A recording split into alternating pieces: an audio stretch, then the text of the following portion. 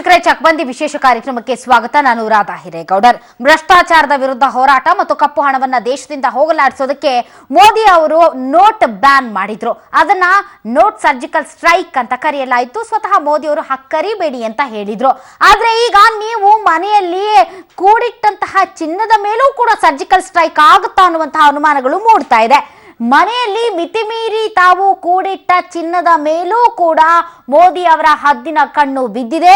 ಇನ್ನು ನೀವು ಕೂಡಿಟ್ಟ ಆ ಹಣದಿಂದ ಖರೀದಿಸಿದಂತಹ ಚಿನ್ನ ಕೂಡ ಸರ್ಕಾರದ ಪಾಲಾಗುತ್ತಾ ಅನ್ನುವ ಭಯ ಜನಸಾಮಾನ್ಯರನ್ನ ಕಾಡ್ತಾ ಇದೆ. ಹಾಗಾದ್ರೆ ನಿಜಕ್ಕೂ ಕೂಡ ಮೋದಿ ಬಂಗಾರ ಚಿನ್ನದ ಮೇಲೂ ಕೂಡ ಕಣ್ಣಿಟ್ಟಿದ್ದಾರಾ? ನಿಮ್ಮ ಒಡವೆಗಳು ನಿಮ್ಮ ಮನೆಯಲ್ಲಿರೋದು ಸೇಫಾ ಅಥವಾ ಇನ್ನೇನ್ ಮಾಡಬೇಕು? ಸಾಕಷ್ಟು ಗೊಂದಲಗಳು, ಅನುಮಾನಗಳು. ಈ ಬಗ್ಗೆ ಒಂದು ಕ್ಲಾರಿಟಿ ಇಲ್ಲ. ಸಹಜವಾಗಿ ಮನೆಯಲ್ಲಿರುವಂತಹ ಗೃಹಿಣಿಯರು ಅಲ್ಪ ಸ್ವಲ್ಪ ದುಡ್ಡು ಕೂಡಿಟ್ಟು ಚಿನ್ನ ಖರೀದಿಸಿ ಮನೆಯಲ್ಲಿ ಇಟ್ಕೊಂಡ್ರೆ ಅದನ್ನೂ ಕೂಡ ಏನಾದ್ರೂ ಮಾಡ್ಬಿಡ್ತಾರ ಅನ್ನುವಂತಹ ಭಯ. ಹಾಗಾಗಿ ಅದ್ರ ಬಗ್ಗೆ ನನಗೇನು ಹೆಚ್ಚಿನ ಮಾಹಿತಿ ಇಲ್ಲ. ಆರ್ಥಿಕ ತಜ್ಞರು ನಮ್ಮೊಂದಿಗಿದ್ದಾರೆ, ಅವ್ರ ಹತ್ರ ಹೆಚ್ಚಿನ ಮಾಹಿತಿ ಇರುತ್ತೆ. ನಿಮ್ಮ ಬಂಗಾರ ಸೇಫ್ ಹೌದಾ ಅಲ್ವಾ ಅನ್ನೋದ್ರ ಬಗ್ಗೆ ಅವರಿಂದಲೇ ನಾನು ಉತ್ತರ ಪಡ್ಕೊಳ್ತೀನಿ. ಇನ್ನು ಆಕ್ರೋಶ್ ದಿವಸ್ ನೋಟ್ ಬ್ಯಾನ್ ವಿರುದ್ಧ ಪ್ರತಿಪಕ್ಷಗಳು ಕರೆ ನೀಡಿರುವಂತಹ ಈ ಬಂದ್ ಏನಿದೆ, ಇದು ಯಶಸ್ವಿಯಾಗುತ್ತಾ? ಇದನ್ನ ಜನ ಒಪ್ತಾರ? ಬಹಳಷ್ಟು ವಿಚಾರಗಳಿದ್ವೆ. ಲೆಕ್ಕವಿಡದೆ ಇಟ್ಟಂತಹ ಠೇವಣಿಗೆ ಅಂದ್ರೆ ನವೆಂಬರ್ 8ರ ನಂತರ ನಿಮ್ಮ ಅಕೌಂಟ್ ನಲ್ಲಿ ಏನಾದ್ರೂ ಠೇವಣಿ ಜಾಸ್ತಿ ಆಗಿದ್ರೆ, ಇದ್ದಕ್ಕಿದ್ದಂತೆ ಹಣ ಅದಕ್ಕೆ ಖಾತೆಗೆ ಜಮಾ ಆಗಿದ್ರೆ 60% ತೆರಿಗೆ ಬೀಳುತ್ತಂತೆ. ಇನ್ನು ನೀವು ಕೂಡಿಟ್ಟಂತಹ ಬಂಗಾರ ಕೂಡ ಲೆಕ್ಕಾಚಾರದ ಮಿತಿಯೊಳಗೆ ಬರುತ್ತಂತೆ. ನಾನು ಅಂತೆಯ ಬಗ್ಗೆ ಮಾತಾಡ್ತಾ ಇದ್ದೇನೆ. ಇನ್ನೂ ಕೂಡ ಅದು ಖಚಿತ ಆಗಬೇಕು. ಈ ರೀತಿಯಾದಂತಹ ನಿರ್ಧಾರಗಳನ್ನ ಮೋದಿ ಸರ್ಕಾರ ತೆಗೆದುಕೊಳ್ಳುವಂತಹ ಸಾಧ್ಯತೆ ಇದೆ ಅನ್ನುವಂತಹ ಮಾತುಗಳು ಕೇಳಿ ಬರ್ತಾ ಇರುವ ಹಿನ್ನೆಲೆಯಲ್ಲಿ ವೀಕ್ಷಕರೇ, ನಿಜಕ್ಕೂ ಕೂಡ ಮೋದಿ ಪಾಲಾಗುತ್ತಾ ಕೋಟಿ ಕೋಟಿ ದುಡ್ಡು ಮತ್ತು ಬಚ್ಚಿಟ್ಟಂತಹ ಒಡವೆ? ಕಳ್ಳ ಲೆಕ್ಕದ ಬ್ಯಾಲೆನ್ಸ್ ನೀವು ತೋರಿಸ್ತಾ ಇದ್ರೆ ನಿಮ್ಮ ಖಾತೆ ಹರೋಹರ ಆಗುತ್ತಾ? ಆಕ್ರೋಶ ದಿವಸಕ್ಕಾಗಿ ರಾಜ್ಯ ಸರ್ಕಾರ ಅಧಿವೇಶನವನ್ನೇ ಮುಂದೂಡಿ ಒಂದು ನಿರ್ಧಾರಕ್ಕೆ ಬರುತ್ತೆ ಅಂದ್ರೆ ನಿಜಕ್ಕೂ ಕೂಡ ಇದು ಯಾವ ರೀತಿ ಸ್ವೀಕರಿಸಬೇಕು ಜನಸಾಮಾನ್ಯರು ಅನ್ನುವಂಥದ್ದು. ಒಟ್ಟಾರೆ ಎಲ್ಲಾ ವಿಚಾರಗಳನ್ನ ಇಟ್ಕೊಂಡು ಇದನ್ನ ವಿಶೇಷ ಕಾರ್ಯಕ್ರಮದಲ್ಲಿ ನಾವು ಚರ್ಚೆ ಮಾಡ್ತೀವಿ. ಇದೇ ಹೊತ್ತಿನ ವಿಶೇಷ, ಹೊನ್ನೆಲ್ಲ ಮಣ್ಣು ಗೋಲ್ಡ್ ಹಂಟ್.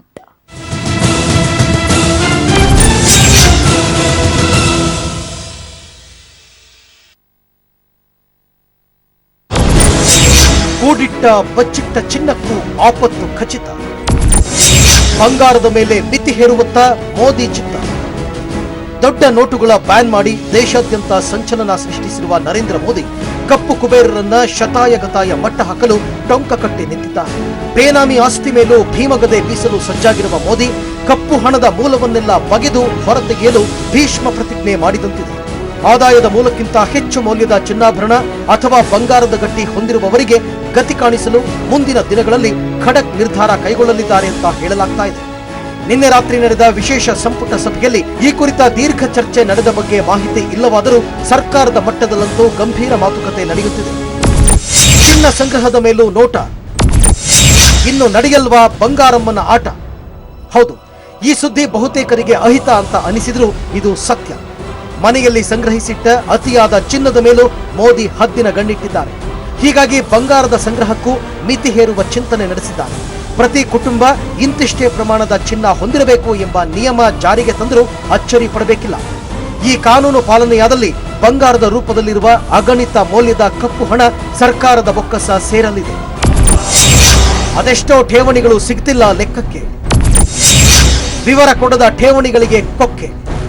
ಇನ್ನು ಬ್ಯಾಂಕ್ಗಳಲ್ಲಿ ಲೆಕ್ಕಕ್ಕೆ ಸಿಗದ ಠೇವಣಿಗಳ ಮೇಲೆ ಕೇಂದ್ರ ಸರ್ಕಾರ ದೊಡ್ಡ ತೆರಿಗೆ ಹೊರೆ ಹಾಕುವುದು ಬಹುತೇಕ ನಿಶ್ಚಿತ. ನೋಟು ರದ್ದತಿಯಂತಹ ನಿಷ್ಠುರ ನಿರ್ಧಾರ ಕೈಗೊಂಡಿರುವ ಮೋದಿ ಸರ್ಕಾರ ಇನ್ನೊಂದು ದೊಡ್ಡ ನಿರ್ಧಾರಕ್ಕೆ ಸಜ್ಜಾಗುತ್ತಿರುವುದು ಸ್ಪಷ್ಟವಾಗುತ್ತಿದೆ. ಸಮರ್ಪಕ ಲೆಕ್ಕ ಕೊಡದ ಠೇವಣಿಗಳ ಮೇಲೆ 50% ತೆರಿಗೆ ವಿಧಿಸಲು ತೀರ್ಮಾನಿಸಿದೆ. ಇದರೊಂದಿಗೆ 4 ವರ್ಷ ಖಾತೆಯಲ್ಲಿರುವ ಹಣದ ಮೇಲೂ ನಿರ್ಬಂಧ ಹೇರೋ ಸಂಭವ ಇದೆ. ಈ ಸಂಬಂಧ ಆದಾಯ ತೆರಿಗೆ ಕಾಯ್ದೆಗೆ ಮುಂದಿನ ವಾರ ತಿದ್ದುಪಡಿ ತರಲಿದೆ ಅಂತ ಹೇಳಲಾಗ್ತಾ ಇದೆ.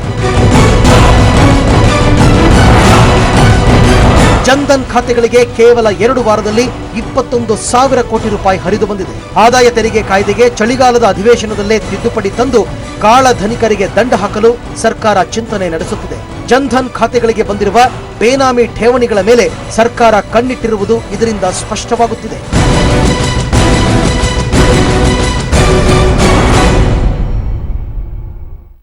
ಎಸ್, ಹಾಗಾದ್ರೆ ವೀಕ್ಷಕರೇ, ನಿಮ್ಮ ಮನೆಯಲ್ಲಿ ಕೂಡಿಟ್ಟಿರುವಂತಹ ಚಿನ್ನದ ಸಂಗ್ರಹಕ್ಕೂ ಮಿತಿ ಬೀಳುವಂತಹ ಸಾಧ್ಯತೆ ಇದೆ ಮತ್ತು ಸರ್ಕಾರದ ಮಟ್ಟದಲ್ಲಿ ಈ ಬಗ್ಗೆ ಚರ್ಚೆ ನಡೀತಾ ಇದೆ ಅನ್ನುವಂಥದ್ದು. ಇನ್ನು 2 ವಾರಗಳಲ್ಲಿ ಜನ್ಧನ್ ಅಕೌಂಟ್ ಅಲ್ಲಿ 21,000 ಕೋಟಿ ರೂಪಾಯಿ ಜಮಾ ಆಗಿದೆ ಅನ್ನೋದಾದ್ರೆ ಈ ಹಣ ಎಲ್ಲಿಂದ ಬಂತು ಮತ್ತು ಇದು ಕಾಳಧನಿಕರ ಹಣವೇ? ಹಾಗಾದ್ರೆ ಅವರ ವಿರುದ್ಧ ಯಾವ ಕ್ರಮಗಳನ್ನ ಕೈಗೊಳ್ಳಬಹುದು? ಎಲ್ಲ ವಿಚಾರಗಳನ್ನ ಮುಂದಿಟ್ಕೊಂಡು ಇಂದಿನ ವಿಶೇಷ ಕಾರ್ಯಕ್ರಮದಲ್ಲಿ ನಾವು ಚರ್ಚೆ ನಡೆಸ್ತೀವಿ. ಚರ್ಚೆಯಲ್ಲಿ ಪಾಲ್ಗೊಳ್ಳೋದಕ್ಕೆ ಅತಿಥಿಗಳು ನಮ್ಮೊಂದಿಗಿದ್ದಾರೆ. ನಮ್ಮೊಂದಿಗೆ ಮೈಸೂರಿನಿಂದ ನೇರ ಸಂಪರ್ಕಕ್ಕೆ ಬಂದಿದ್ದಾರೆ ಮಾಜಿ ಸಂಸದರಾದಂತಹ ಎಚ್ ವಿಶ್ವನಾಥ್ ಅವರು. ಸರ್, ತಮಗೆ ವಿಶೇಷ ಕಾರ್ಯಕ್ರಮಕ್ಕೆ ಸ್ವಾಗತ. ಓಕೆ, ಇನ್ನು ಆರ್ಥಿಕ ತಜ್ಞರಾದಂತಹ ರುದ್ರಮೂರ್ತಿ ಅವರು ನಮ್ಮೊಂದಿಗೆ ಜಾಯ್ನ್ ಆಗಿದ್ದಾರೆ. ಸರ್, ತಮಗೆ ಸ್ವಾಗತ. ಇನ್ನು ಬಿಜೆಪಿ ವಕ್ತಾರರು ಹಣಕಾಸು ತಜ್ಞರು ಆದಂತಹ ವಿಶ್ವನಾಥ್ ಭಟ್ ಅವರು. ಸರ್, ತಮಗೂ ಕೂಡ ಸ್ವಾಗತ. ಚಿಕ್ಕಬಳ್ಳಾಪುರದಿಂದ ನಮ್ಮೊಂದಿಗೆ ಗೃಹಿಣಿ ಕಾಮಾಕ್ಷಿ ಶಶಿಧರ್ ನೇರ ಸಂಪರ್ಕಕ್ಕೆ ಬಂದಿದ್ದಾರೆ. ಮೇಡಮ್, ತಮಗೂ ಕೂಡ ಸ್ವಾಗತ. ನಿನ್ನೆಯಿಂದಲೂ ಕೂಡ ನನಗೆ ಎಚ್ ವಿಶ್ವನಾಥ್ ಅವ್ರನ್ನ ಮಾತಾಡಿಸ್ಬೇಕು ಅಂತ ತುಂಬಾನೇ ಕುತೂಹಲ ಇತ್ತು. ಕಾರಣ, ಅವರು ನರೇಂದ್ರ ಮೋದಿ ಅವರ ಈ ನೋಟ್ ಬ್ಯಾನ್ ಕ್ರಮಕ್ಕೆ ವಿರೋಧವನ್ನ ವ್ಯಕ್ತಪಡಿಸ್ತಾನೆ ಮೋದಿ ಅವರನ್ನ ನಾಯಿಮರಿಗೆ ಹೋಲಿಸಿದ್ರು. ಸರ್, ನನ್ನ ಧ್ವನಿ ತಮಗೆ ಕೇಳಿಸ್ತಾ ಇದ್ರೆ, ಇಡೀ ದೇಶ ನೋಟ್ ಬ್ಯಾನ್ ವಿಚಾರವಾಗಿ ಮೋದಿಗೆ ಬೆಂಬಲವನ್ನ ವ್ಯಕ್ತಪಡಿಸ್ತಾ ಇದೆ. ಬಹಳಷ್ಟು ಬಾರಿ ಅಭಿಪ್ರಾಯಗಳಲ್ಲಿ, ಪ್ರತಿಕ್ರಿಯೆಗಳಲ್ಲಿ ಅದು ವ್ಯಕ್ತವಾಗ್ತಾ ಇದೆ.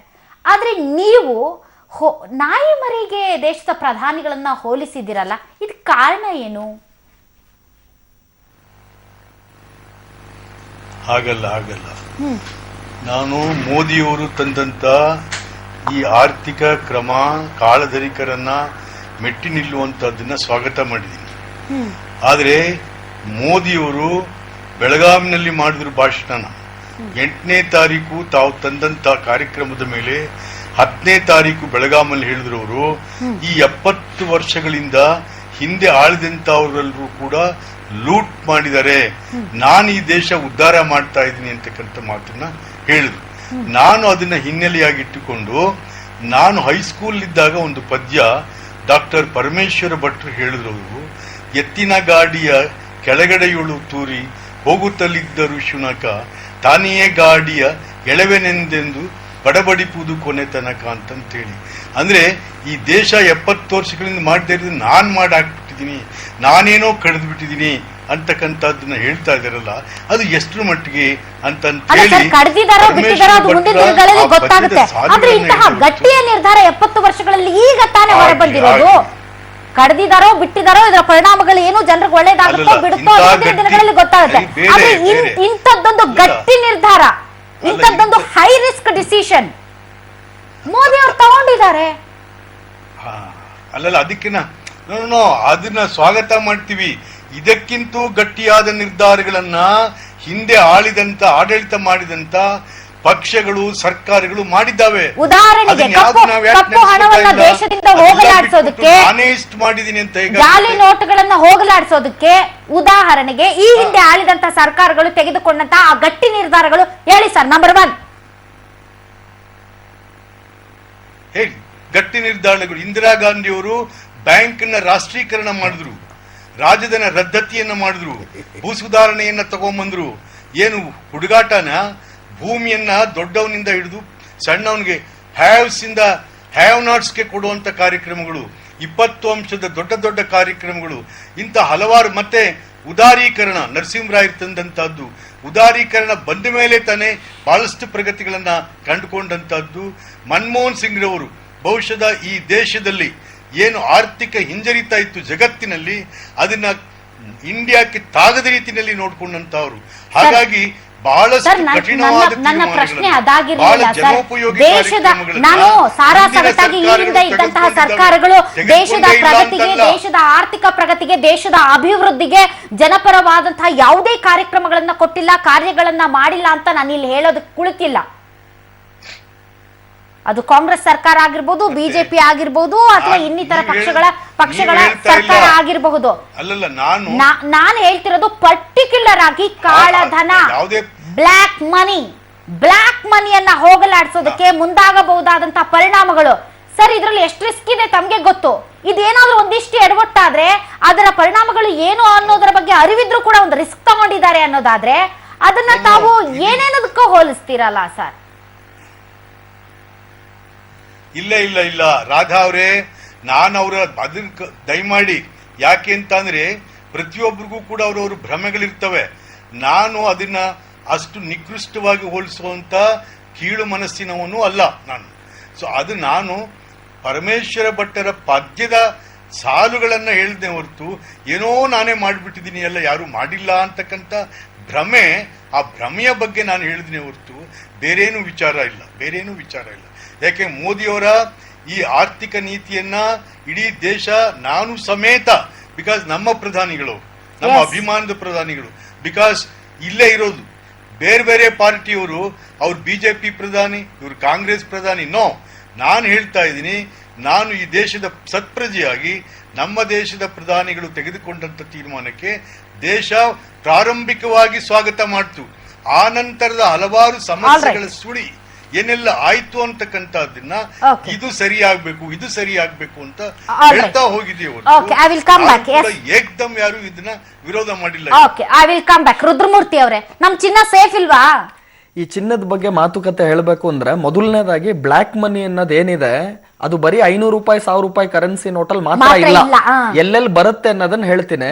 ಒಂದ್ ಕಡೆ ಇವಾಗ ಆಲ್ರೆಡಿ ಡಿಮಾನಿಟೈಸೇಷನ್ ಮಾಡಿ ಕರೆನ್ಸಿ ನೋಟ್ ಮುಖಾಂತರ 500-1000 ರೂಪಾಯಿ ನೋಟ್ಗಳಲ್ಲಿ ಇರ್ಬೋದಿತ್ತು. ಎರಡನೇದಾಗಿ ಚಿನ್ನದಲ್ಲಿರುತ್ತೆ, ಮೂರನೇದು ರಿಯಲ್ ಎಸ್ಟೇಟ್ ಅಲ್ಲಿ ಇರುತ್ತೆ, ನಾಲ್ಕನೇದು ಫಾರಿನ್ ಕರೆನ್ಸಿ ನೋಟ್ಗಳಲ್ಲಿ ಇರುತ್ತೆ, ಐದನೇದಾಗಿ ಇದೆಲ್ಲದಕ್ಕೂ ಇಂಪಾರ್ಟೆಂಟ್ ಆಗಿ ಈ ರೌಂಡ್ ಟ್ರಿಪ್ಪಿಂಗ್ ಮುಖಾಂತರನು ಅನೇಕ ಬ್ಲಾಕ್ ಮನಿಯನ್ನ ನಮ್ಮ ದೇಶದಿಂದ ಹೊರಗಡೆ, ಅಂದ್ರೆ ಇಲ್ಲಿರುವಂತಹ ಬ್ಲಾಕ್ ಮನಿಯನ್ನ ನೀವು ಮೊರಿಷಿಯಸ್ ರೂಟೋ, ಸಿಂಗಾಪುರ್ ಈ ತರ ನೀವು ಟ್ಯಾಕ್ಸ್ ಟ್ರೀಟಿಗಳನ್ನ ಬಳಸ್ಕೊಂಡು ಬೇರೆ ದೇಶಕ್ಕೆ ಕಳಿಸಿ ಅದನ್ನ ವಾಪಸ್ ತಗೋಬಹುದು. ತಗೊಳುವಾಗ ಶೇರ್ ಮುಖಾಂತರನು ತಗೊಳೋರು ಅನೇಕ ಜನ ಇದ್ದಾರೆ. ಅಂದ್ರೆ ಶೇರ್ಸ್ ಅಲ್ಲೂ ಇದೆಯಾ ಬ್ಲಾಕ್ ಮನಿ ಅಂದ್ರೆ ಈ ರೂಟ್ ಮುಖಾಂತರ ಬಂದಿದ್ರೆ ಅಲ್ಲೂ ಖಂಡಿತ ಚಾನ್ಸಸ್ ಇರುತ್ತೆ. ಒಂದು ಸ್ಟಾಟಿಸ್ಟಿಕ್ಸ್ ಅನ್ನ ಕೊಡ್ತಾ ಇದ್ದೀನಿ ಸಾಮಾನ್ಯ ಜನಕ್ಕೆ.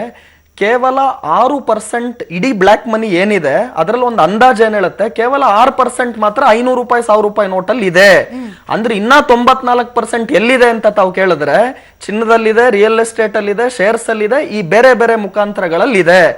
ಹಾಗೂ 6% ಅಲ್ಲಿ ಏನಿದೆ ಕಪ್ಪು ಹಣ? ಆ 6% ಎಲ್ಲ ಒಳಗ್ ಬಂದ್ಬಿಟ್ಟಿದೆಯಾ ಬ್ಯಾಂಕಿಂಗ್ ವ್ಯವಸ್ಥೆಗೆ? ಖಂಡಿತ ಬರಕ್ ಸಾಧ್ಯ ಇಲ್ಲ. ಆಮೇಲೆ ಬ್ಲಾಕ್ ಮನಿ ಎಷ್ಟಿದೆ ಅಂತ ಯಾರು ಹೇಳಕ್ ಆಗೋದಿಲ್ಲ. ಬಟ್ ನಾನೇನ್ ಹೇಳ್ತಿದ್ದೀನಿ, ಈ ನಿರ್ಧಾರದ ಮುಖಾಂತರ ಬ್ಲಾಕ್ ಮನಿ 1% ಕಡಿಮೆ ಆದ್ರೂ ಅದೊಂದು ಅಚೀವ್ಮೆಂಟ್ ಅಂತ ಹೇಳ್ತೀನಿ.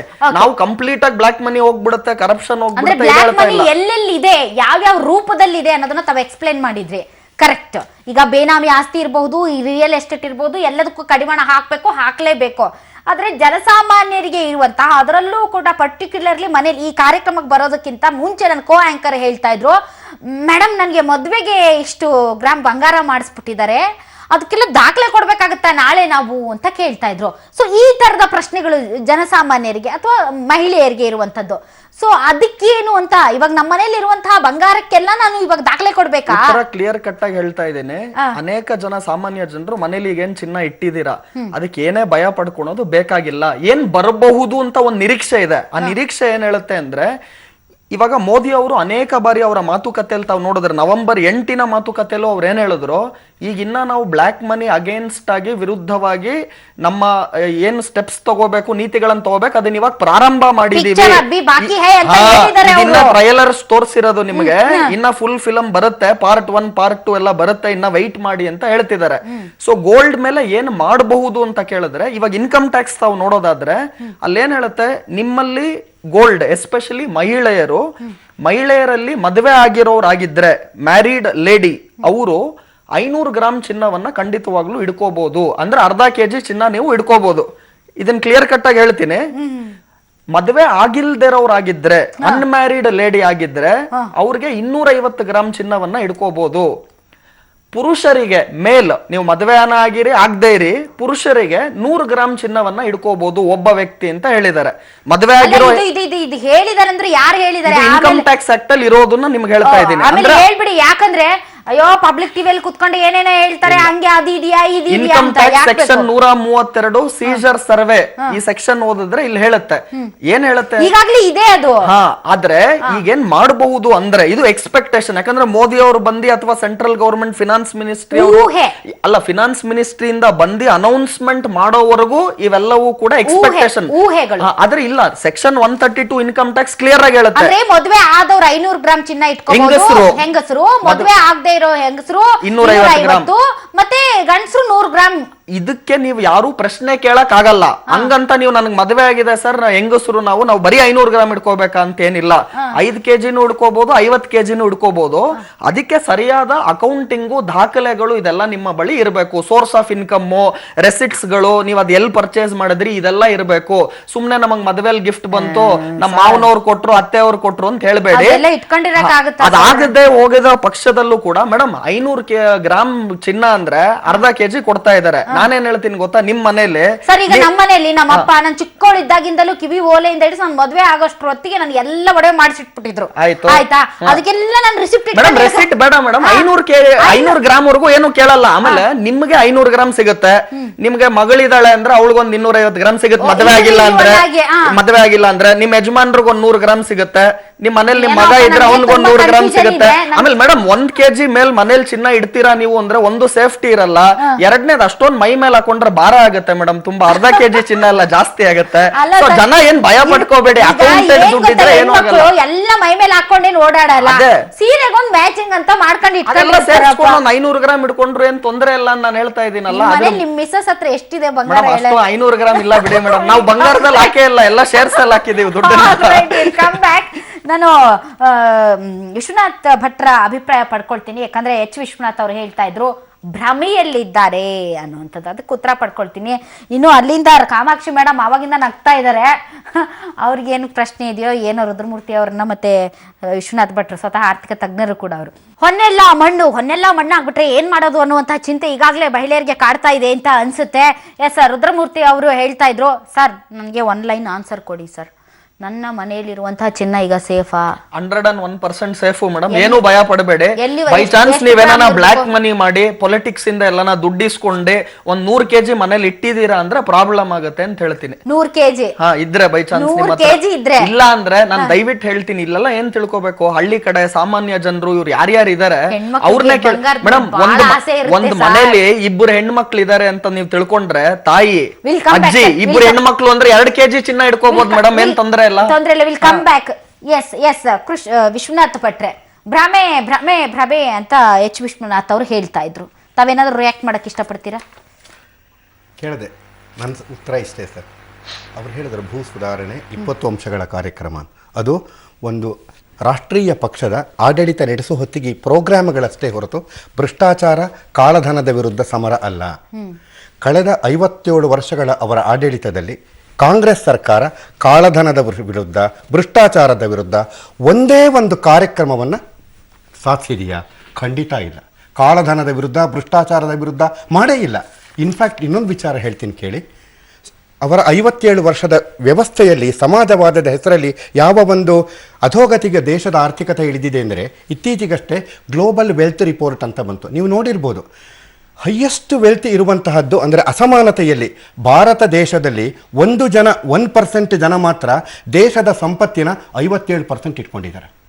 1% ಇಂಡಿಯನ್ಸು ಈ ದೇಶದ ಸಂಪತ್ತಿನ 57 ಭಾಗ ಅಂದರೆ ಇದು ಸಮಾಜವಾದನ ಮೇಡಮ್. ಇದು ಅಮೇರಿಕದಲ್ಲಿ 1% ಅಮೇರಿಕನ್ಸ್ ಕೈನಲ್ಲಿ ಇರೋದು ಕೇವಲ 36% ವೆಲ್ತ್. ಅಂತಹ ಕ್ಯಾಪಿಟಲಿಸ್ಟ್ ಕಂಟ್ರಿನಲ್ಲಿ ಆ ಮಟ್ಟಿಗಿದ್ದರೆ ನಮ್ಮಲ್ಲಿ 1% ಜನಗಳ ಕೈನಲ್ಲಿ 57% ದೇಶದ ವೆಲ್ತ್ ಇತ್ತು ಅಂದರೆ ಕಾಂಗ್ರೆಸ್ ಸರ್ಕಾರ ಸಮಾಜವಾದ ನಡೆಸ್ತಾ ಅಥವಾ ಸಮಾಜವಾದದ ಸೋಗಿನಲ್ಲಿ ಕ್ಯಾಪಿಟಲಿಸಂ ನಡೆಸ್ತಾ? ಆಯ್ತು, ಓಕೆ. ಅಂದ್ರೆ ಸದ್ಯಕ್ಕೆ ತಮ್ಮ ವಾದವನ್ನು ಒಪ್ಕೊಳ್ಳೋಣ, ಸಮಾಜವಾದ ಸೋಗಿನಲ್ಲಿ ಕ್ಯಾಪಿಟಲಿಸಂ ಮಾಡಿದೆ ಅಂತ.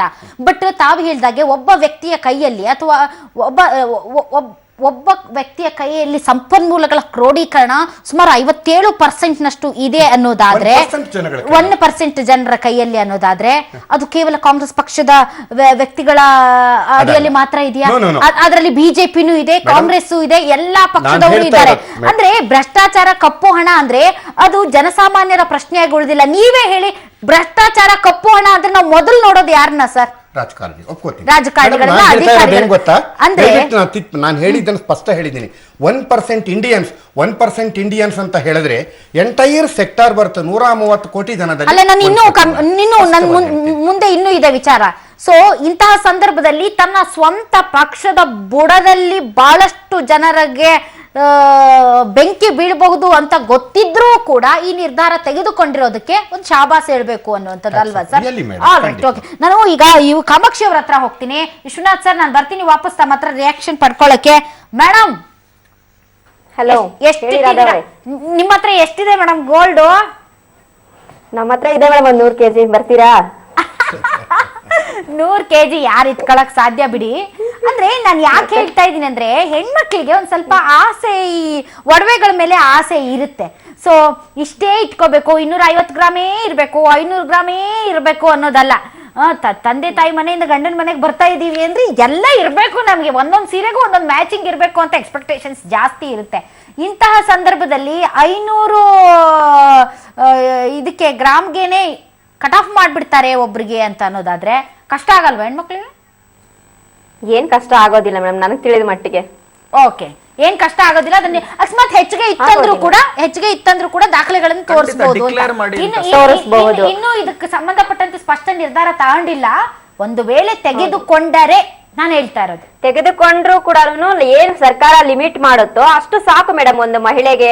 ಅದೇನು ದಿನನಿತ್ಯದ ಒಂದು ಮೂಲಭೂತ ಸೌಕರ್ಯ ಅಲ್ಲ. ಈಗ ಯಾಕೆ ನಾನು ಅವಾಗ್ಲೇ ನಗ್ತಾ ಇದ್ದೆ ಅಂತಂದ್ರೆ, ಈಗ ಮಧ್ಯಮ ವರ್ಗದವ್ರಿಗೆ ತೊಂದರೆ ಆಗುತ್ತೆ ಅಂತ ಏನ್ ಮಾತಾಡ್ತಾ ಇದಾರೋ, ಅವ್ರು ಮಾತಾಡ್ತಾ ಇರೋ ಬಹುಶಃ ತೊಂದರೆ ಆಗಿರುತ್ತೆ ಅಷ್ಟೇ ಬಿಟ್ರೆ, ಮಧ್ಯಮ ವರ್ಗದವ್ರಿಗೆ ಯಾರಿಗೂ ಕೂಡ ನಮಗ್ ತೊಂದರೆ ಆಗಿದೆ ಅಂತ ಒಬ್ಬ ಮನುಷ್ಯನು ಸಹನು ಯಾರು ಅನ್ಲೇ ಇಲ್ಲ ಮೇಡಮ್.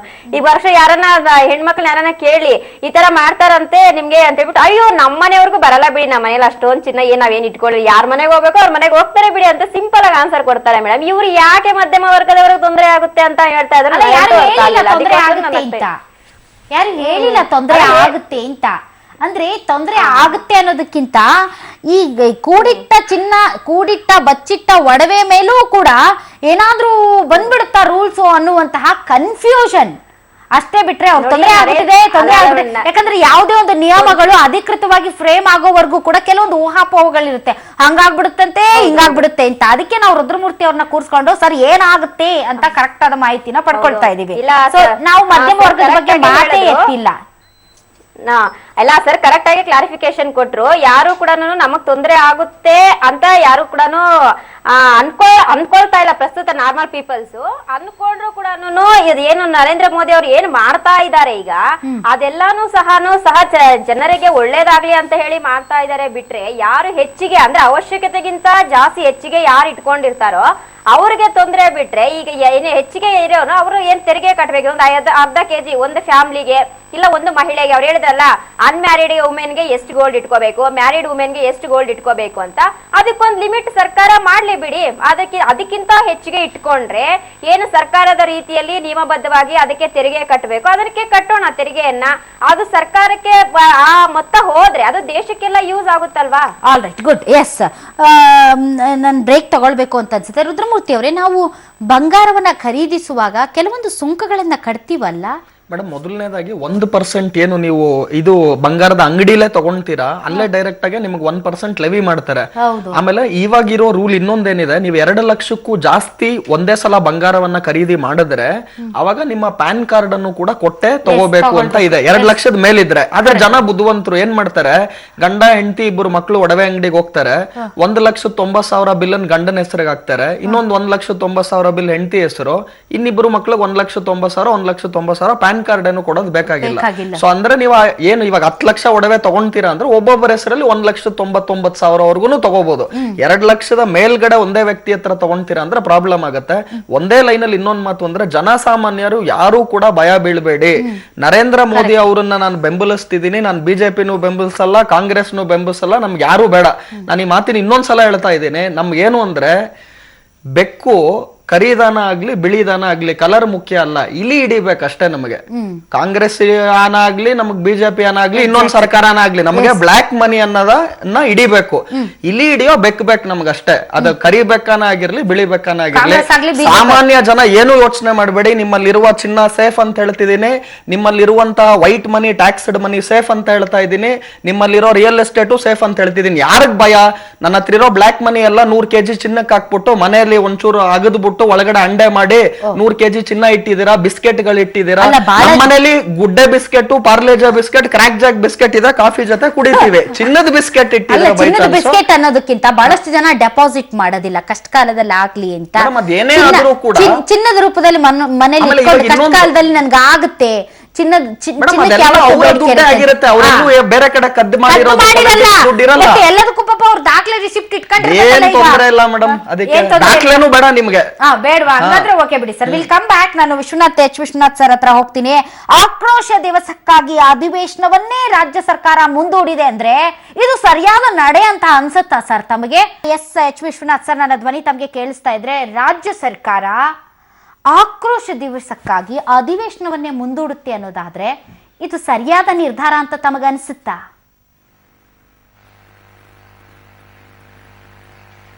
ಅಲ್ಲ, ಆಕ್ರೋಶ ದಿವಸಕ್ಕಾಗಿ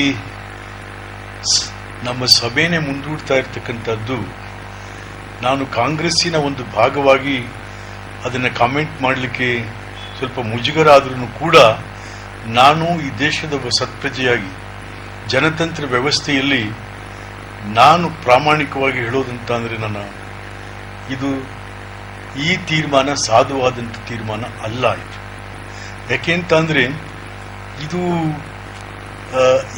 ಇದನ್ನ ಇಡೀ ದೇಶ ಮತ್ತು ನಮ್ಮ ಮುಖ್ಯಮಂತ್ರಿಗಳು ಕೂಡ ಪ್ರಾರಂಭಿಕವಾಗಿ ಸ್ವಾಗತ ಮಾಡಿದಂಥ ಸಂದರ್ಭದಲ್ಲಿ ಆಗಿರತಕ್ಕಂಥ ಏರುಪೇರುಗಳನ್ನ ಮತ್ತು ಒಂದು ಕಾನೂನನ್ನು ತಂದಂಥ ಸಂದರ್ಭದಲ್ಲಿ ಜನರಿಗೆ ಆಗತಕ್ಕಂಥ ಕಷ್ಟ ನಷ್ಟಗಳನ್ನ ನಾವು ಕೇಂದ್ರ ಸರ್ಕಾರಕ್ಕೆ ಹೇಳುವಂಥ ರೀತಿಯಲ್ಲಿ ಸದನದಲ್ಲಿ ಹೇಳಬಹುದಾಗಿತ್ತು.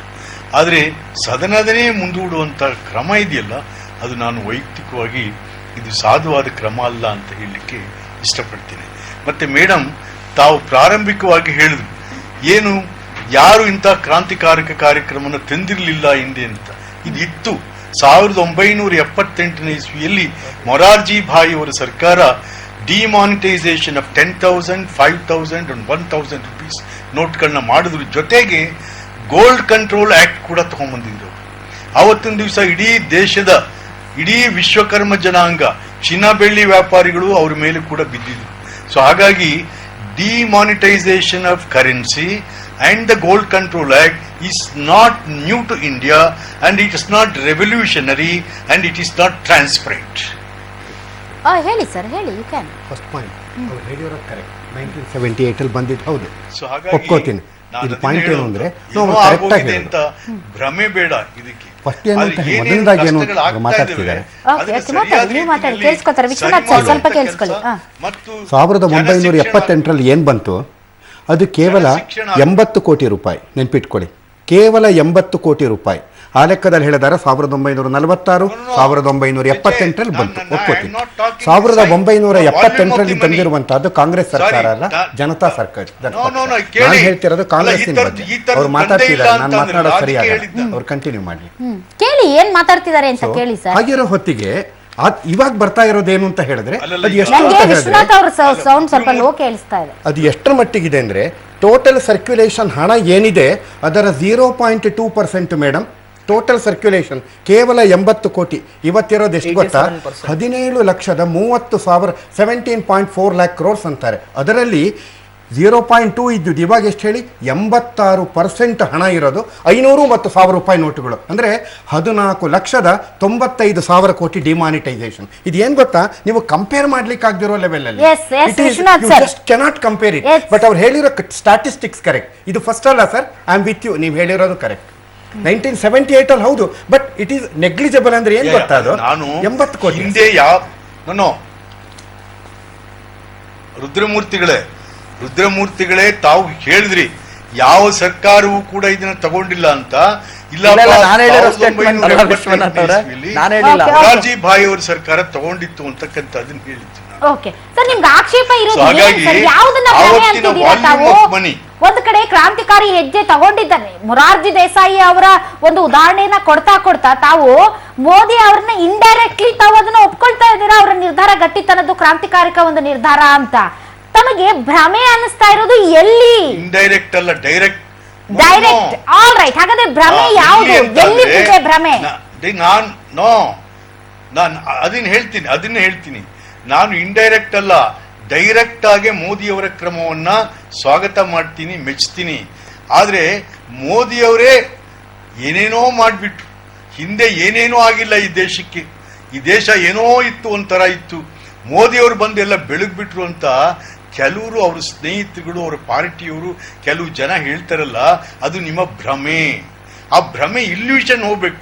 ಇಲ್ಲಿ- ಸರ್, ಈಗ ನೀವು ವಿಶ್ವನಾಥ್ ಅವರು ಈಗ 1000 ರೂಪಾಯಿ ನೋಟ್ ಅಧಿವೇಶನದ ತೆಗೆದು ಕುರಿತಂತೆ ಒಂದು 2000 ರೂಪಾಯಿ ಬಹಳ ಮುಜುಗರದಿಂದಲಾದ್ರೂ ಒಂದು ಹೇಳಿಕೆಯನ್ನ ಕೊಟ್ಟರು ಇದು ಸರಿಯಲ್ಲ ಅಂತ. ಅದೇ ರೀತಿ ನಾನ್ ಅಂದ್ಕೊಳ್ಳೋದು ವಿಶ್ವನಾಥ್ ಸರ್ ಯಾವಾಗ್ಲೂ ಕೂಡ ಸ್ವಲ್ಪ ದೇಶದ ಹಿತದ ಬಗ್ಗೆ ಯೋಚನೆ ಮಾಡ್ತಾರೆ ಅಂತ.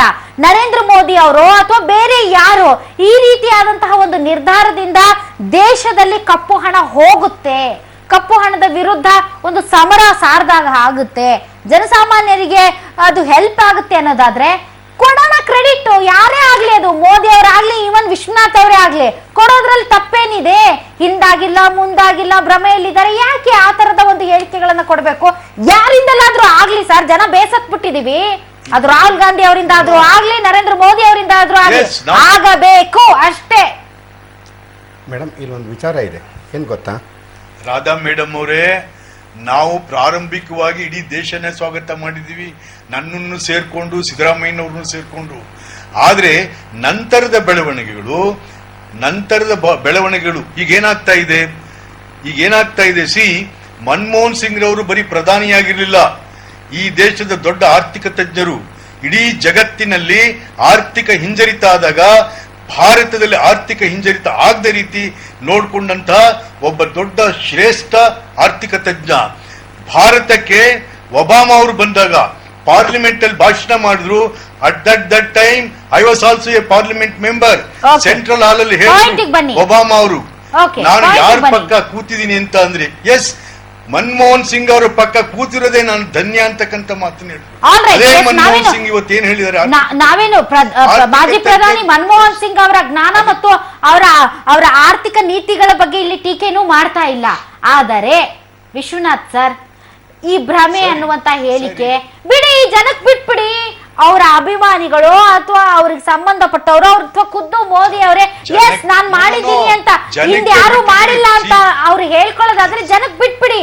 ಜನರಿಗೆ ಹೌದು ಇವ್ರು ಮಾಡಿದ್ದಾರೆ ಅಂದ್ರೆ ಅವ್ರನ್ನ ಬೆಂಬಲಿಸ್ತಾರೆ. ಇಲ್ಲ ಅವ್ರು ಮಾಡಿಲ್ಲ, ನಮ್ಗೆ ತೊಂದರೆ ಆಗಿದೆ ಅನ್ನೋದಾದ್ರೆ ಮುಂದಿನ ಚುನಾವಣೆಗಳಲ್ಲಿ ನೋಡ್ಕೊಳ್ತಾರೆ. ನಾವ್ ಯಾಕೆ ಈ ಕನ್ಕ್ಲೂಷನ್ ಬರೋಣ ಹೇಳಿ? ಸರಿ, ಅದಕ್ಕೆ ಮೇಡಮ್ ಏನ್ ಯಾರು ಮಾಡಿಲ್ಲ ನಾವು ಮಾಡುದು ಅಂತಿರಲ್ಲ. ಇಲ್ಲಪ್ಪ, ನೀವು ಅಷ್ಟೇ ಅಲ್ಲ, ಹಿಂದೆನೂ ಕೂಡ ಮಾಡಿದ್ರು ಅಂತ ಹೇಳ್ತಿದೀವಿ ಅಷ್ಟೇ. ನಾವೇನು ಅವ್ರನ್ನ ಕಾಮೆಂಟ್ ಮಾಡ್ತಾ ಇಲ್ಲ. I am not commenting upon mister Modi. ಈ ಡಿಮಾನಿಟೈಸೇಷನ್ ಕನ್ನಡದಲ್ಲಿ ನಾವೇನ್ ಕರಿತೀರಾ ಅಪನಗದೀಕರಣ ಅಂತೀರಲ್ಲ, ಇದು ಒಂದು ಕಾಳಧನ ಅಥವಾ ಮತ್ತು ಭ್ರಷ್ಟಾಚಾರ ಏನಿದೆ ಇದರ ಮೂಲೋತ್ಪಾಟನೆಯ ಕೇವಲ ಒಂದು ಭಾಗ ಮಾತ್ರ ಹೇಳ್ತೀನಿ. ನಮ್ಮಲ್ಲಿ ನಗದು ಎಷ್ಟಿದೆ ಮೇಡಮ್? ಕೇವಲ ನಮ್ಮ GDP ಎಷ್ಟು? ಸುಮಾರು 1,40,00,000 ಅಂದರೆ $2 trillion ಅಂತೀವಿ. ಅದರಲ್ಲಿ ಇರುವಂಥದ್ದು ಇದು ಎಷ್ಟು ಗೊತ್ತಾ? ಕೇವಲ 12% ಮಾತ್ರ ಇದು. ಹಾಗಿದ್ರೆ ಉಳಿದಿದ್ದೆಲ್ಲಿದೆ? 3 ಇಂಪಾರ್ಟೆಂಟ್ ಕ್ಷೇತ್ರ ಇದೆ ಮೇಡಮ್. ಒಂದು ಬ್ಯಾಂಕು, ಇನ್ನೊಂದು ರಿಯಲ್ ಎಸ್ಟೇಟ್, ಇನ್ನೊಂದು ಉದ್ಯಮ. ನೋಡಿ, ಬ್ಯಾಂಕಿಂಗ್ ಕ್ಷೇತ್ರದಲ್ಲಿ ರಿಯಲ್ ಕ್ರೈಸಿಸ್ ಇದೆ. ಅದನ್ನು ಸರಿ ಮಾಡಬೇಕು ಅನ್ನೋ ಕಾರಣಕ್ಕೋಸ್ಕರ ನಿಮಗೆ ಬ್ಯಾಂಕ್ರಪ್ಟಸಿ ಆ್ಯಕ್ಟ್ ತಗೊಂಡು ಬರ್ತಾ ಇದ್ದಾರೆ. ನಾನು ಇದು ಯಾಕೆ ಹೇಳ್ತಾ ಇದ್ದೀನಿ ಅಂದರೆ, ಎಲ್ಲ ಕ್ಷೇತ್ರಗಳನ್ನು ಇಡೀ ಒಂದು ಆರ್ಥಿಕ ವ್ಯವಸ್ಥೆಯನ್ನೇ ಸ್ವಚ್ಛಗೊಳಿಸುವಂತಹ ಒಂದು ಕಾರ್ಯಕ್ರಮ. ಬ್ಯಾಂಕಿಂಗಿನ ಬಗ್ಗೆ ಅದಾಯ್ತಾ? ಉದ್ಯಮದಲ್ಲಿ ಒಂದು ಪ್ಯಾರಲಲ್ ಎಕಾನಮಿ ಇದೆ. ನಾವು ಏನೇ ಇಡೀ ದೇಶದಲ್ಲಿ ಒಂದೇ ತೆರಿಗೆ ತರಬೇಕು ಅಂತ ಹೇಳಿದ್ರು ಮೂಲ ಉದ್ದೇಶ ಏನು ಹೇಳಿ? ಪ್ಯಾರಲಲ್ ಎಕಾನಮಿ ಇದೆ, ತೆರಿಗೆ ತುಂಬ ವಂಚನೆ ಆಗ್ತಿದೆ, ಅದನ್ನು ಮುಖ್ಯವಾಹಿನಿಗೆ ತರಬೇಕು, ಈ ಒಂದು ಪರ್ಯಾಯ ವ್ಯವಸ್ಥೆ ಇರಬಾರ್ದು ಅಂತ ಹೇಳುವಂಥದ್ದು. ಅದಕ್ಕೋಸ್ಕರ GST ಬರ್ತಾ ಇದೆ. ನಂತರದಲ್ಲಿ ರಿಯಲ್ ಎಸ್ಟೇಟಿಗೋಸ್ಕರ ಇವಾಗ ಬರ್ತಾ ಇದೆ ಬೇನಾಮಿ ಪ್ರಾಪರ್ಟೀಸ್ ಆಕ್ಟ್ ಬರ್ತಾ ಇದೆ. ಇವು ಮೂರೂ ಸಹ ಫ್ಲೋ ಇರುವಂತಹದ್ದು. ನೆಕ್ಸ್ಟ್ ಬರುವಂಥದ್ದು ಯಾವ್ದು ಹೇಳಿ? ಡಿಮಾನಿಟೈಸೇಷನ್. ಯಾತಕ್ಕೆ ಗೊತ್ತಾ? ಇದು ಸ್ಟೋರ್ಡ್, ಉಳಿದಿರೋ ಎಲ್ಲ ಕಡೆಯಲ್ಲಿ ಇರುವಂತಹದ್ದು ಫ್ಲೋ ಇರುತ್ತೆ. ಡಿಮಾನಿಟೈಸೇಷನ್ನಲ್ಲಿ ಏನಿದೆ, ನಾವು ಅಪನಗದೀಕರಣ, ಇದು ಇರೋ ದುಡ್ಡಿನ ಮೇಲೆ ಮಾತ್ರ ಪ್ರಹಾರ, ಫ್ಲೋ ಮೇಲಲ್ಲ. ಇದರಲ್ಲಿ ಆಗಿರುವಂತಹದ್ದು ಕೆಲವೇ ಜನಗಳಿಗೆ ಮಾತ್ರ, ಕೆಲವು ಅಂದರೆ maybe in thousands, lakhs or something. ಭಾರತದ 92 ಭಾಗ ಜನಗಳಿಗೆ ಖಂಡಿತ ಆಗಿಲ್ಲ. ನಾನು ಒಂದು ವಿಚಾರ ಹೇಳ್ತೀನಿ ಮೇಡಮ್, ದಯವಿಟ್ಟು ಕೇಳಿ. ಇದರಲ್ಲಿ ಇದಕ್ಕೆ ಕಾರಣ ಏನು ಅಂತ ಹೇಳಿದರೆ, ಈ ಎಲ್ಲ ಕಾಳಧನ ಇದೆಯಲ್ಲ, ಇದು ತೆರಿಗೆ ವ್ಯಾಪ್ತಿಗೆ ಬಂದಿಲ್ಲ. OECD ಅಂತ ಒಂದು ಗ್ರೂಪ್ ಇದೆ, ನಾವು ಅದರ ಸದಸ್ಯರು. ಆ ಒಂದು ಗ್ರೂಪ್ನಲ್ಲಿ ತೆರಿಗೆಯ ಕಲೆಕ್ಷನ್ ಎಷ್ಟು ಗೊತ್ತಾ? 26% GDP. ನಾವು ಸದಸ್ಯ ರಾಷ್ಟ್ರ, ನಮ್ದು ಎಷ್ಟು ಗೊತ್ತಾ? 15%. ನಂಬ್ತೀರಾ? 11% ಕಮ್ಮಿ. ಇದು ಕಾರಣ ಹೇಳಿ? ನಾವು ಬೈತೀವಲ್ಲ ಆಫ್ರಿಕಾದಲ್ಲಿ, ಸೌತ್ ಆಫ್ರಿಕಾ, ಅಲ್ಲಿ 5% ಜನ ತೆರಿಗೆ ಕಟ್ತಾರೆ. ನಮ್ಮ ದೇಶದಲ್ಲಿ 4.5% ತೆರಿಗೆಯನ್ನು ರಿಟರ್ನ್ ಫೈಲ್ ಮಾಡಿ 1.8% ಜನ ಮಾತ್ರ ತೆರಿಗೆ ಕಟ್ತಾರೆ ಮೇಡಮ್. ಈ ಒಂದು ಪರ್ಯಾಯ ವ್ಯವಸ್ಥೆ ಏನಿದೆ, ಇದನ್ನು ಮುಖ್ಯವಾಹಿನಿಗೆ ಜೋಡಿಸಲಿಕ್ಕೋಸ್ಕರ ಮಾಡಿರುವಂತಹ ಭಗೀರಥ ಪ್ರಯತ್ನ ಇದು. ಡಿಮಾನಿಟೈಸೇಷನ್ ಅಂತ ಹೇಳುವಂತಹದ್ದು ಬ್ಯಾಂಕನ್ನು, ರಿಯಲ್ ಎಸ್ಟೇಟ್ನಲ್ಲಿ ಇರುವಂತಹದ್ದು, GST ಮೂಲಕ ನಿಮಗೆ ಉದ್ದಿಮೆ, ಇದರ ಜೊತೆಯಲ್ಲಿ ಕಾಳಧನ, ಇವೆಲ್ಲವುದರಲ್ಲಿ ಇರುವಂತಹ ಏನು ಭ್ರಷ್ಟತೆಯನ್ನು ತೆಗೆದು ಸ್ವಚ್ಛ ಭಾರತವನ್ನು ನಿರ್ಮಾಣ ಮಾಡೋ ಭಗೀರಥ ಪ್ರಯತ್ನ ಅಷ್ಟೇ. Okay will come back. ನೋಡೋಣ ರುದ್ರಮೂರ್ತಿ ಅವರೇ, ಈಗ ಮನೆಯಲ್ಲಿ ನೀವೇನೋ ಪುಡಿಗಾಸುಗಳನ್ನ ಕೂಡಿಟ್ಟು ತುಂಬಾ ಒಳ್ಳೆಯ ಮಾರ್ಗದಲ್ಲಿ ಗಳಿಸಿ ಮನೆಯಲ್ಲಿಟ್ಟಂತಹ ಚಿನ್ನಕ್ಕೇನು ತೊಂದರೆ ಇಲ್ಲ. ಕೆಜಿ ಕಟ್ಲೆ ಒಂದು 50 kgನೋ 100 kgನೋ ಈ ರೀತಿ ಅದು ನೋಟ್ ಬ್ಯಾನ್ ಅನ್ನುವಂಥ ವಿಚಾರ ಬಂದ ಮೇಲಿಂದ ಮುಗಿಬಿದ್ದು ತಗೊಂಡು ಮನೇಲಿ ಇಟ್ಕೊಳ್ತಿದಾರಲ್ಲ, ಅವ್ರಿಗೆ ತೊಂದರೆ ಆಗಬಹುದು. ಖಂಡಿತ. ನೋಡಿ, ನರೇಂದ್ರ ಮೋದಿ ಅವರು ತುಂಬಾ ಬುದ್ಧಿವಂತರು. ಸಾಮಾನ್ಯ ಜನಕ್ಕೆ ಇಷ್ಟ ಐಡಿಯಾ ಬರುತ್ತೆ ಅಂದ್ರೆ ಪ್ರೈಮ್ ಮಿನಿಸ್ಟರ್ಗೆ ಇನ್ನೊಂಚೂರು ಜಾಸ್ತಿನೇ ಐಡಿಯಾ ಬರಬೇಕು. ಜನ ಏನ್ ಮಾಡಿದ್ರು, ಈಗ ತನ ನಾವು ಬ್ರೇಕ್ ಅಲ್ಲಿ ವಿಶ್ವನಾಥ್ ಭಟ್ ಅವರು ಹೇಳ್ತಾ ಇದ್ರು, ಯಾವಾಗ ಈ ಡಿಮಾನಿಟೈಸೇಷನ್ ನ್ಯೂಸ್ ಅನೌನ್ಸ್ ಆಯ್ತೋ ಇಮಿಡಿಯೇಟ್ ಆಗಿ ಗೋಲ್ಡ್ ರೇಟ್ 55,000 ರೂಪಾಯಿ 10 ಗ್ರಾಮ್ ಕೊಟ್ಟಿ ಅಂಗಡಿಗಳಲ್ಲಿ ಮುಗಿಬಿದ್ದಿ ತಗೊಂಡ್ರು ಅವತ್ತು. ಸೊ ಇಲ್ಲೂ ಕೂಡ ಏನ್ ಮಾಡಿದ್ರು, ನಂತರ 500ರಿಂದ 600 ಚಿನ್ನದ ವ್ಯಾಪಾರಿಗಳಿಗೆ ನೋಟಿಸಸ್ ಇಶ್ಯೂ ಮಾಡಿ, ನಿಮ್ಮ ಕ್ಯಾಮರಾ ಏನು ನೀವು ಅಂಗಡಿಗೆ ಹಾಕಿರ್ತೀರಾ ಆ ಕ್ಯಾಮರಾ ಮುಖಾಂತರ ಯಾರ್ಯಾರು ಕೊಟ್ಟಿದ್ದೀರಾ ಚಿನ್ನ ನಮ್ಗೆ ಹೇಳಿ ಅನ್ನೋದನ್ನು ಕೂಡ ಹೇಳಿದ್ರು. ಆಮೇಲೆ ಇನ್ನೊಂದು ಲಾಸ್ಟ್ ಸ್ಟ್ಯಾಟಿಸ್ಟಿಕ್ಸ್ ಹೇಳ್ಬಿಡ್ತೀನಿ ವೆರಿ ಬ್ರೀಫ್ ಆಗಿ. ಈ ಗೋಲ್ಡ್ ಡಿಮಾನಿಟೈಸೇಷನ್ ಇಂದ ಒಂದ್ ಎಫೆಕ್ಟ್ ಆದ್ರೆ ಗೋಲ್ಡ್ ಬಗ್ಗೆ ನೀವು ತಿಳ್ಕೋಬೇಕು. 1/3 ಆಫ್ ಗೋಲ್ಡ್ ಅಂದ್ರೆ 3/1 ಭಾಗ ಚಿನ್ನ ಏನಿದೆ ಅದು ನಾವೇನು ಇಂಪೋರ್ಟ್ ಮಾಡ್ತಿರ್ತೀವಲ್ಲ ಅದೆಲ್ಲವೂ ಕೂಡ ಕ್ಯಾಶ್ ಟ್ರಾನ್ಸಾಕ್ಷನ್ ಅಲ್ಲಿ ನಡೀತಾ ಇದೆ. ಇವಾಗ ಸ್ಮಗ್ಲಿಂಗ್ ಏನ್ ಗೋಲ್ಡ್ ಅಲ್ಲಿ ಆಗುತ್ತೆ ಅದು ಕೂಡ ಕ್ಯಾಶ್ ಟ್ರಾನ್ಸಾಕ್ಷನ್ ಅಲ್ಲಿ ನಡೆಯುತ್ತೆ. ಬ್ಲ್ಯಾಕ್ ಮನಿ ಮುಖಾಂತರ ಗೋಲ್ಡ್ ಅನೇಕ ಬಾರಿ ಇಂಪೋರ್ಟ್ ಆಗಿ ಸ್ಮಗಲ್ ಆಗ್ತಾ ಇದೆ. ಇವೆಲ್ಲವೂ ಕೂಡ ನಿಂತ್ರೆ ಏನಾಗುತ್ತೆ, ಚಿನ್ನದ ಬೆಲೆಗಳು ಖಂಡಿತವಾಗ್ಲೂ ಒಳ್ಳೆ ಪ್ರೈಸಸ್ ಅಲ್ಲಿ ಸಿಗುತ್ತೆ. ಒಂದು. ಎರಡನೇದು, ಅಂತಾರಾಷ್ಟ್ರೀಯ ಮಾರುಕಟ್ಟೆಯಲ್ಲಿ ಚಿನ್ನದ ಬೆಲೆಗಳಲ್ಲಿ ಇನ್ನ ಇಳಿಕೆ ಆಗುತ್ತೆ. ಯಾಕೆ ಅಂದ್ರೆ ಡಿಸೆಂಬರ್ ಅಲ್ಲಿ ಏನು ಅಮೆರಿಕ ದೇಶದಲ್ಲಿ ಬಡ್ಡಿ ದರಗಳ ಏರಿಕೆ ಆಗುತ್ತೆ, ಅವಾಗ ಚಿನ್ನ ಬೀಳುತ್ತೆ. ಸೊ ಅನೇಕ ಜನ ಚಿನ್ನ ಏನ್ ಕೊಂಡ್ಕೋಬೇಕು ಅಂತಾನು ಕೂಡ ಇದೀರಾ, ಜನವರಿ ಫೆಬ್ರವರಿವರೆಗೂ ಕಾಯಿರಿ. ಈಗ ಕ್ಯೂ ಅಲ್ಲಿ ಅನೇಕ ಜನ ನಿಂತಿದ್ದಾರೆ, ಡಿಸೆಂಬರ್ 30ನೇ ತಾರೀಕುವರೆಗೂ ನಿಲ್ಬೇಕು, ನಮಗೆ ಹಿಂಗ್ ತೊಂದರೆ ಇದೆ, ಅದೆಲ್ಲವೂ ಕೂಡ. ಮುಂದೆ ಯಾರ್ಯಾರು ಬ್ಲ್ಯಾಕ್ ಮನಿ ಇಲ್ಲಿ ಇದಾರೆ ಅವರೆಲ್ಲ ಈ ಕ್ಯೂ ಅಲ್ಲಿ ನಿಲ್ತಿಲ್ಲ ಬ್ಯಾಂಕ್ ಮುಂದೆ, ಇವರೆಲ್ಲ ಮುಂದೆ ಕ್ಯೂ ಅಲ್ಲಿ ನಿಲ್ತಾರೆ ಅನ್ನೋದನ್ನು ಕೂಡ ಹೇಳ್ತೀನಿ. ಎಲ್ಲಿ? ಪೊಲೀಸ್ ಸ್ಟೇಷನ್ ಮುಂದೆ, ಇನ್ಕಮ್ ಟ್ಯಾಕ್ಸ್ ಆಫೀಸ್ ಮುಂದೆ, ಇದ್ರ ಮುಂದೆ ಎಲ್ಲ ಕ್ಯೂ ಅಲ್ಲಿ ನಿಂತಾರೆ. ಆಮೇಲೆ ಇನ್ನೊಂದು ಪಾಯಿಂಟ್, ವಿಶ್ವನಾಥ್ ಅವ್ರಿಗೆ ನಾನು ಖಂಡಿತ ಒಂದು ಹ್ಯಾಟ್ಸ್ ಆಫ್ ಹೇಳಬೇಕು. ಅವ್ರು ಹೇಳಿದ್ರು, ಕಾಂಗ್ರೆಸ್ಸಿಗರಾಗಿ ಹೇಳ್ತಾ ಇದ್ದಾರೆ ಈ ಅಧಿವೇಶನ ಏನ್ ಮುಂದೂಡಿದ್ದಾರೆ ಅದಕ್ಕೆ ನನ್ನ ಬೆಂಬಲ ಇಲ್ಲ, ಮಾಡಬಾರ್ದು. ಏನ್ ಪಾಯಿಂಟ್ ಅಲ್ಲಿ ಇವರೆಲ್ಲ ಮೋದಿನ ಅಗೇನ್ಸ್ಟ್ ಆಗಿ ಮಾತಾಡ್ತಿದ್ದಾರೆ, ಸಾಮಾನ್ಯ ಜನಕ್ಕೆ ತೊಂದರೆ ಆಗ್ತಿದೆ, ಬಿಸ್ನೆಸ್ ಬಿದೋಗ್ತಾ ಇದೆ, ನೀವು ಒಂದ್ ದಿವಸ ಸ್ಟ್ರೈಕ್ ಮಾಡಿದ್ರೆ ಬಿಸ್ನೆಸ್ ಬೀಳೋದಿಲ್ವಾ ಅಂತ ಪ್ರಶ್ನೆ ಕೇಳ್ತೀನಿ. ಸೊ ವಿಶ್ವನಾಥ್ ಅವ್ರು ಕಾಂಗ್ರೆಸ್ ಆಗ್ಲಿ ಬಿಜೆಪಿ ಆಗ್ಲಿ ಯಾವ ಪಕ್ಷ ಆಗ್ಲಿ ಅವ್ರನ್ನ ನಾನು ಖಂಡಿತವಾಗ್ಲೂ ಮೆಚ್ಚುಗೆ ಕೊಡ್ತೀನಿ. ಈಗ ಡಿಮಾನಿಟೈಸೇಷನ್ ನಿಂದ 1000 ನೋಟ್ ನಿನ್ನೆ ಸತ್ತೋಯ್ತು. ಅದೇ ರೀತಿ ವೇದಾಂತಿ ಹೇಳಿದನು ಹೊನ್ನೆಲ್ಲ ಮಣ್ಣು ಅನ್ನಂಗ ಆಗ್ಬಿಡುತ್ತಾ ಅಂತ? ಖಂಡಿತ ಆಗೋದಿಲ್ಲ, ಹೊನ್ನಾಗೇ ಇರುತ್ತೆ. ಆದ್ರೆ ಯಾವ್ಯಾವ್ದು ಕಪ್ಪು ಹಣದಲ್ಲಿ ತಗೊಂಡಿರ್ತಿರಲ್ಲ ಅದೆಲ್ಲ ಮಣ್ಣಾಗುತ್ತೆ. ಕಾಮನ್ ವುಮೆನ್ ಹತ್ರ ಇರುವಂತ ಹೊನ್ನಾಗೆ ಇರುತ್ತೆ. ಕಪ್ಪು ಹಣದಲ್ಲಿ 50,000 60,000ಕ್ಕೆ 10 ಗ್ರಾಮ್ ಚಿನ್ನವನ್ನ ಖರೀದಿ ಮಾಡಿ ಅದು ಮಣ್ಣಾಗುತ್ತೆ ಅಂತ. All right, okay, yes madam, ನನ್ನ ಧ್ವನಿ ತಮ್ಗೆ ಕೇಳಿಸ್ತಾ ಇದ್ರೆ ಕಾಮಾಕ್ಷಿ ಮೇಡಮ್, ತಮ್ಗೇನಾದ್ರೂ ಪ್ರಶ್ನೆಗಳಿದೆಯಾ ಕೇಳೋದಕ್ಕೆ? ಆರ್ಥಿಕ ತಜ್ಞರಿದ್ದಾರೆ, ಏನಾದ್ರೂ ಇದೆಯಾ ಪ್ರಶ್ನೆಗಳು? ಏನಾದ್ರೂ ಕನ್ಫ್ಯೂಷನ್ ಇದೆಯಾ? ಹೌದು ಮೇಡಮ್, ಹೇಳಿ. ಸಾಂಪ್ರದಾಯಿಕವಾದ ಚಿನ್ನ ಇದೆಯಲ್ವಾ ಮೇಡಮ್, ಈಗ ಸಾಂಪ್ರದಾಯಿಕವಾದ ಚಿನ್ನ ಅದರ ಮೇಲೆ ಹೇಗೆ ಅದನ್ನ ಕ್ರಮ ತೆಗೆದುಕೊಂತಾರೆ? ಅಂದ್ರೆ ಲಿಮಿಟೇಷನ್ ಅಂತ ಮಾಡಿದ್ರೆ, ವಂಶ ಪಾರಂಪರ್ಯವಾಗಿ ಕೆಲವೊಂದು ಬಂದಿರುತ್ತೆ, ಅಜ್ಜಿ ಕಡೆಯಿಂದ ಅಂತ ಬಂದಿರುತ್ತೆ ಕೆಲವೊಂದು. ಅತ್ತೆ ಮಾವ ತಾತನ ಕಡೆಯಿಂದ ಅವ್ರ ಪ್ರಶ್ನೆಗೆ ಉತ್ತರ, ಅತ್ತೆ ಕಡೆ ಮಾವ ಗಿಫ್ಟ್ಗಳು, ಮದುವೆ ಗಿಫ್ಟ್, ಆನಿವರ್ಸರಿ ಗಿಫ್ಟ್, ಆತರ ಏನೇ ಚಿನ್ನ ಬಂದ್ರು ಎದುರುಕೋಬೇಡಿ. ಅದಕ್ಕೇನು 500 ಗ್ರಾಮ್ ಲಿಮಿಟ್ ಅಲ್ಲ, ಏನೂ ಇಲ್ಲ. ನಿಮ್ಮ ಬಳಿ 500 ಗ್ರಾಮ್ ಚಿನ್ನ, ಒಂದು ಮಹಿಳೆಯ ಬಳಿ ಮದುವೆ ಆಗಿರೋರ ಹತ್ರ 500 ಗ್ರಾಮ್ ಚಿನ್ನ ಇದ್ರೆ ಅದಕ್ಕೆ ಯಾವುದೇ ದಾಖಲೆಗಳನ್ನ ಕೇಳೋಂಗಿಲ್ಲ ಅಂತ ಹೇಳ್ತಾ ಇದ್ದಾರೆ. ಅದಕ್ಕೂ ಜಾಸ್ತಿ ಇದ್ರೆ ನೀವು ಕ್ಲಿಯರ್ ಕಟ್ ಆಗಿ ನಿಮ್ ದಾಖಲೆಗಳನ್ನ ಕೊಡಿ. ಅದ್ಯಾವುದು ಬ್ಲಾಕ್ ಮನಿ ಅಲ್ಲ, ನಮ್ ದುಡ್ದಿರೋ ಚಿನ್ನ. ಅಂದ್ರೆ 50 kg ಇದ್ರೆ ಚಿನ್ನ ಏನು ತೊಂದರೆ ಇಲ್ಲ. ವಿಶ್ವನಾಥ್ ಸರ್, ಕಡೆಯದಾಗಿ ಒನ್ ಲೈನ್ ಏನ್ ಹೇಳ್ತೀರಾ ಸರ್ ಚಿನ್ನದ ಬಗ್ಗೆ? ತಮ್ಗೆ ಕೇಳಲೇ ಇಲ್ಲ ನಾನು, ಏನ್ ಹೇಳ್ತೀರಾ? ಚಿನ್ನದ ಬಗ್ಗೆ ಹಿಂದೆನೂ ಕೂಡ ಗೋಲ್ಡ್ ಕಂಟ್ರೋಲ್ ಆಕ್ಟ್ ಇತ್ತು. ನಮ್ಮ ದೇಶದಲ್ಲಿ ಬೇಕಾದಷ್ಟು ಕಾನೂನುಗಳನ್ನ ಮಾಡ್ತೀವಿ ನಾವು, ಆದ್ರೆ ಕಾನೂನುಗಳನ್ನ ಇಂಪ್ಲಿಮೆಂಟ್ ಮಾಡುವಂತ ಸಂದರ್ಭದಲ್ಲಿ ನಾವೇ ಕಳ್ತನ ತೋರಿಸ್ಕೊತಾ ಹೋಗ್ತಿರ್ತೀವಿ.